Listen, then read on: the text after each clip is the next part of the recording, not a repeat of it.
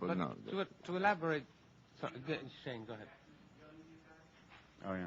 Yeah. No, you know, they're consummate actors. Part of that is being a perfectionist, and the efforts, the frustrations that they feel sometimes are all about getting it perfect, and that, you know, that to me is all that there is anyway. I mean, so and I think that if I had not heard comments like, you know, well, there were questions like you just asked concerning their quote-unquote difficulty, I would never have in any way suspected that they were anything but completely bravura professional performers. These are the two best actors I've ever seen. I've been on a lot of movie sets.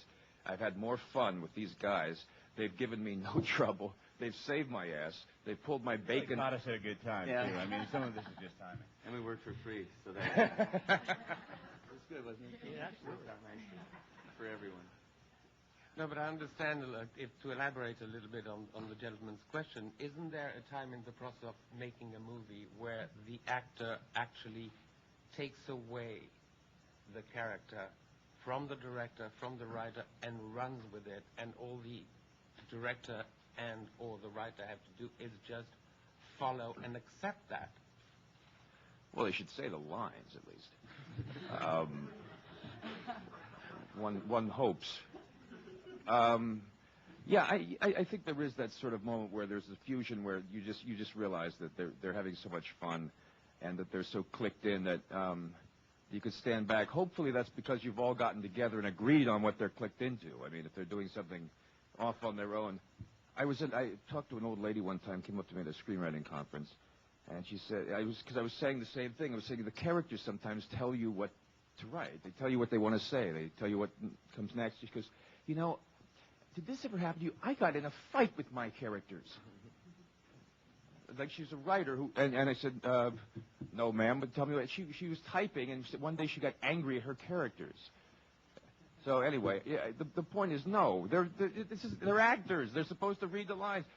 If at a point they can't snap out a character, then I do think that that's a problem. And these guys can go in and out effortlessly. I'm telling you. Val talks about being in character, and I was so he can come in and out of it on a moment's notice. Don't let these guys fool you. These are the consummate professionals. I've never had more fun ever, and these guys are just the best. In every film, generally, for each actor, there is a do-or-die scene. If you make it, it works. If it doesn't, the whole character collapses. Robert, Val, Michelle, which were, for each of you, that do-or-die scene? Michelle? Can you repeat the question, Henri? I'm sorry. No problem. Were you miles away? I'm sorry? Were you miles away? Yeah, I kind of was.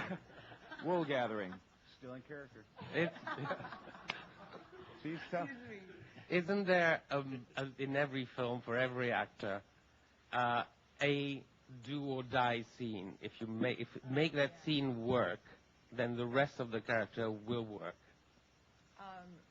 Robert knows, Shane knows exactly what scene that was for me. There was a scene in which Harmony's character comes in to tell Robert that her sister's died, and she's very messed up on drugs or alcohol or maybe both. And that, for me, we shot in the first couple of days, and I knew if I could do that, if I could nail that, then that would basically set Harmony in the right direction for me. And that was a struggle, just being able to have the confidence to do that. And I just remember, Robert, in the car, you were telling me that I could absolutely do it. And just to go for it, just to go for it, just to go for it. And I suggest you try this with your friends, too. They're coming against something stressful, whatever. People have done this to me, and they go, oh, it's too late. It's already gone well. Now you just have to show up and go through it. And the scene was well written, and as far as Harmony and Harry's arc, and it's the point where Harry decides to do one more lie on top of lies, which actually is kind of his undoing and his saving grace by the end of it, and say that he is a detective because he really wants to try to do one thing right.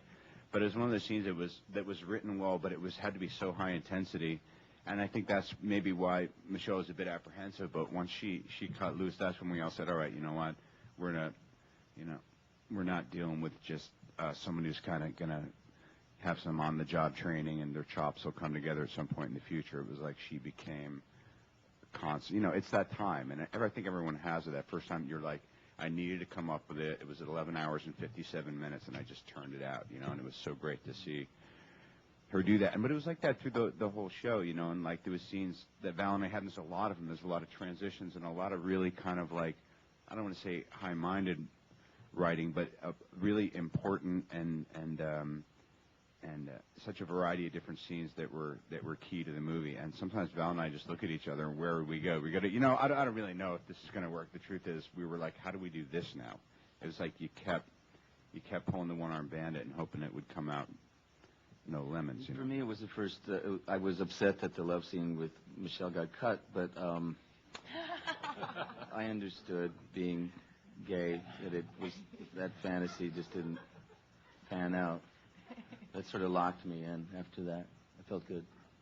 Joel, what was your toughest scene? Joel?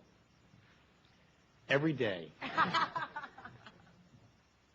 It was a hard movie to make. I mean, we didn't have a lot of money to make it, and a labor of love for all of us. And we just kind of had 35 days, or in this case, 35 nights to tell the story. And Shane had his work cut out for him, and he had to have actors that would just go in there and do it. I mean, he didn't really have the time to work through the process. There wasn't a luxury of hours in every day. He had to get everything done, and we had a lot of movie up there. It feels like a lot bigger movie than what it cost. And yeah, for the record, $15 million, man. I mean, it's a lot of money, $15 million for a movie like this. It's not a lot of money. It's not a lot of money. And we.